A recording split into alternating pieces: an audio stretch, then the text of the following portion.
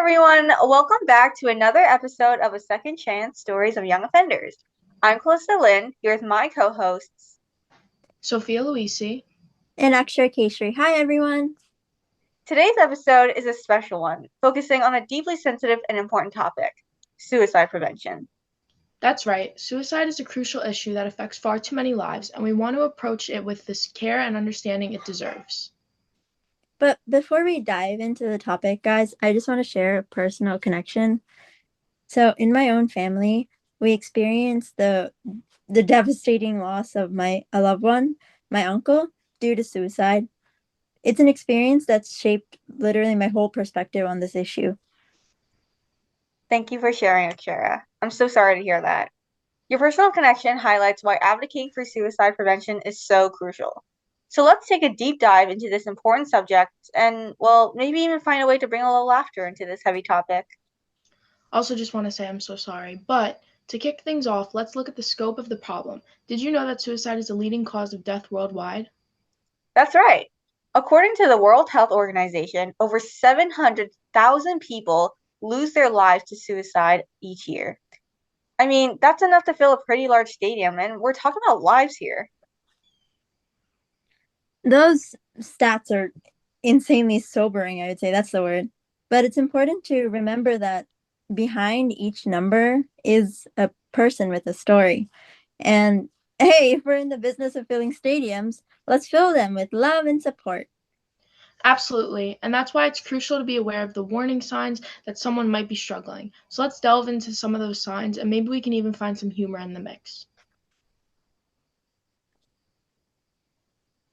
So, there's changes in behavior, withdrawal from social activities, and giving away possessions that are often signs that someone may be in distress.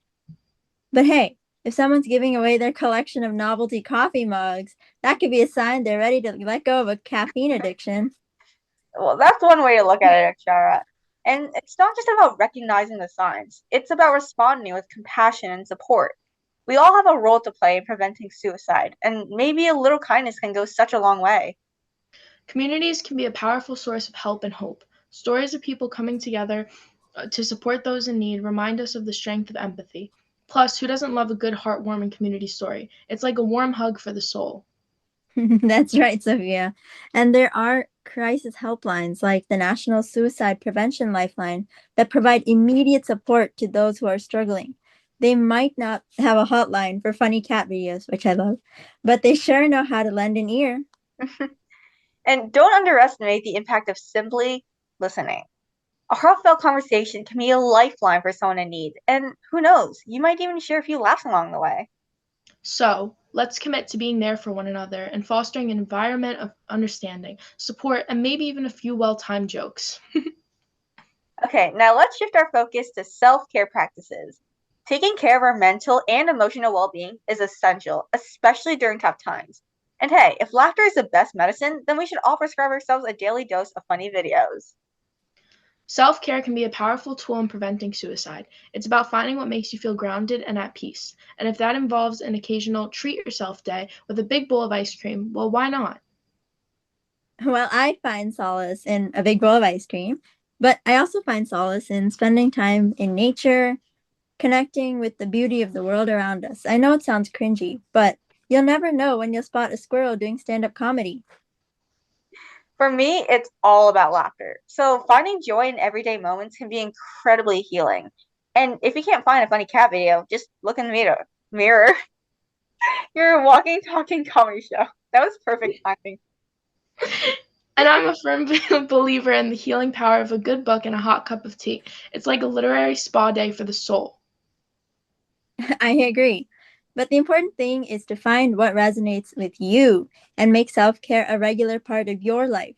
And hey, if that means even taking a bubble bath while reciting your favorite knock knock jokes, go for it. Whatever you like. As we wrap up this episode, we want to leave you with a powerful message.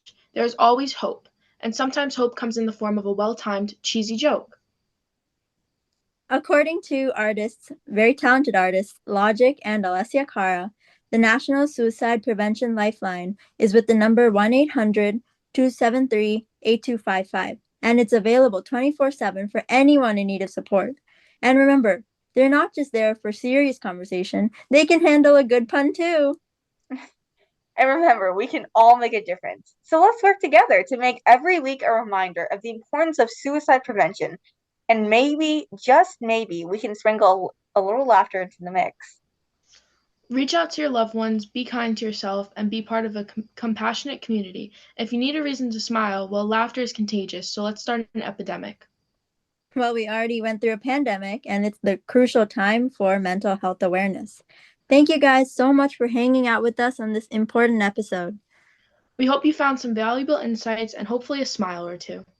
And remember, your story is still being written, and there's always hope for a brighter future. Take care, and we'll catch you in the next episode of A Second Chance Stories of Young Offenders.